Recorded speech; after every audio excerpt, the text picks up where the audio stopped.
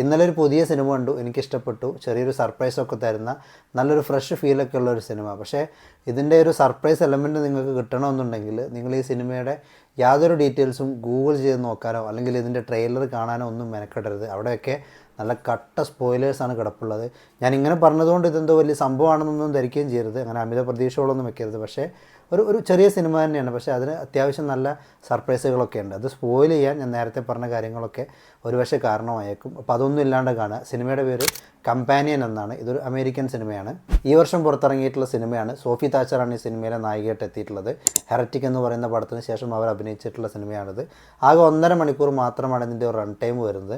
അതുകൊണ്ട് തന്നെ ഡള്ളായിട്ടുള്ള മൊമെൻറ്റ്സ് ഒന്നുമില്ല. മാക്സിമം എൻഗേജിങ് ആയിട്ട് തന്നെയാണ് നീങ്ങുന്നത്. ഇതിൻ്റെ ഒരു ജോണർ ഞാൻ കൃത്യമായിട്ട് പറയുന്നില്ല, എങ്കിൽ കൂടി ബേസിക്കായിട്ടൊരു ത്രില്ലിംഗ് എലമെൻറ്റ്സ് ഒക്കെ കടന്നു വരുന്ന രീതിയിൽ അത്യാവശ്യം ട്വിസ്റ്റ് ആൻഡ് ടേൺസ് ഒക്കെ വരുന്നൊരു പടമാണ്.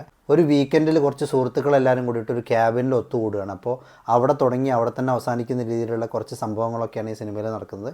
അത്രേ ഞാൻ പറയുന്നുള്ളൂ. ബാക്കി നിങ്ങൾ കണ്ടു നോക്കുക. പടം ഇപ്പോൾ ഒഫീഷ്യലി OTT പ്ലാറ്റ്ഫോംസിലൊന്നും വന്നിട്ടില്ല, പക്ഷേ നെറ്റിൽ നിങ്ങൾക്ക് നോക്കിയാൽ കിട്ടും. തീർച്ചയായിട്ടും ട്രൈ ചെയ്ത് നോക്കുക.